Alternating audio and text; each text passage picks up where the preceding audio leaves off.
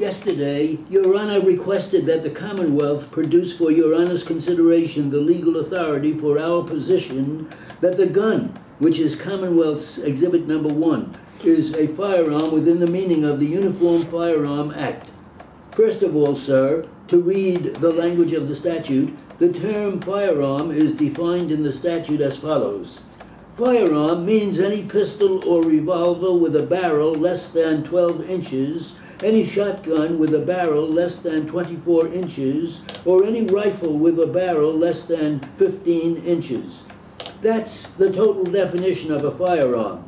There is no mention made of whether it is operable or not operable. There has been, as far as I can ascertain, sir, in the jurisdiction, one case which has been decided on this very issue, which is the issue of what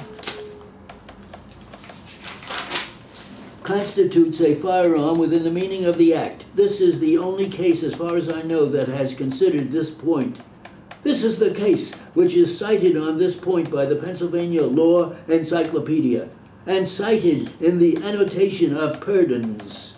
It is the only case in point. This case involved an automatic pistol. This automatic pistol was of a certain type.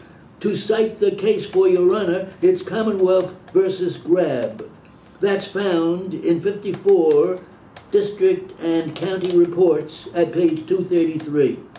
This case, as I said, sir, involved an automatic pistol.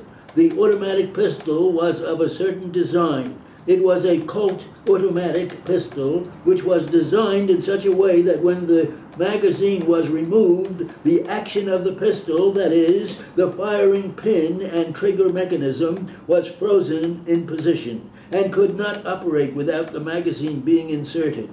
This particular defendant was carrying this weapon unloaded with the magazine removed, and the magazine was 16 miles away in his home.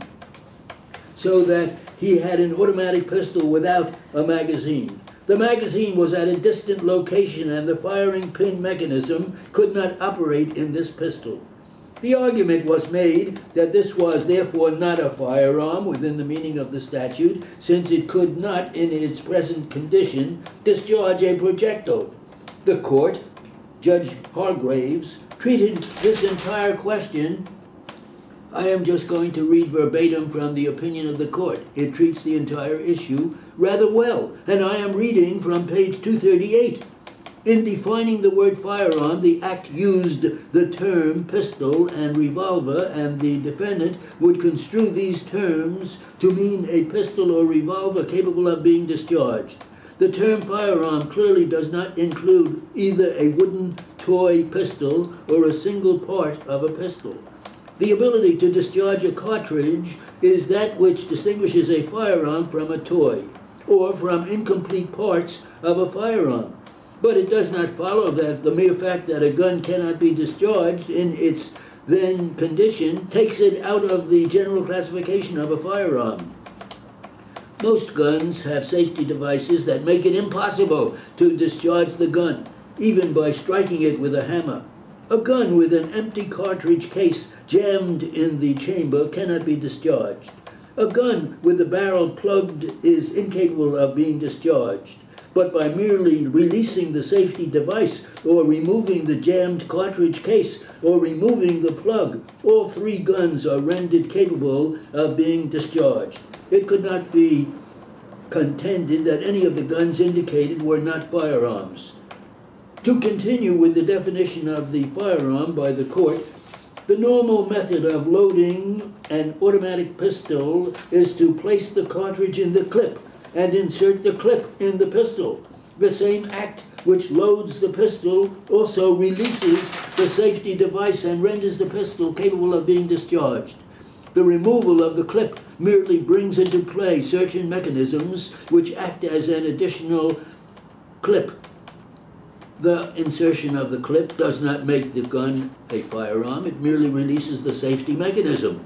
The court then goes on to cite a Georgia case. The court states, it was held that under a statute prohibiting the carrying of a pistol concealed upon the person, so carrying a broken or insufficient pistol, even though carried for the purpose of having it repaired, is an offense, particularly so if the individual superadds to his original purpose a resolution to produce the pistol suddenly and to use it in making a hostile demonstration against one whom he happens to encounter. The court also goes on to say, we attach no significance to the fact that the defendant testified that the clip was at his home 16 miles away.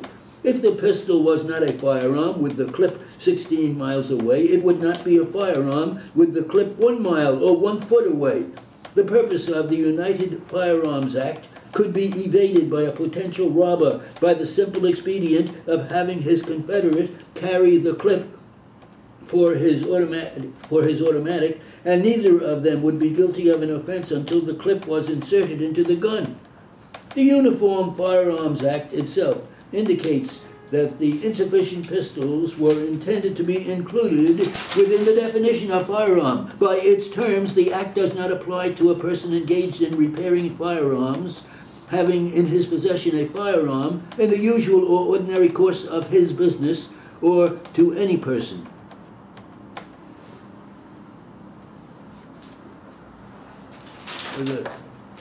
So. Trying to give you a little push.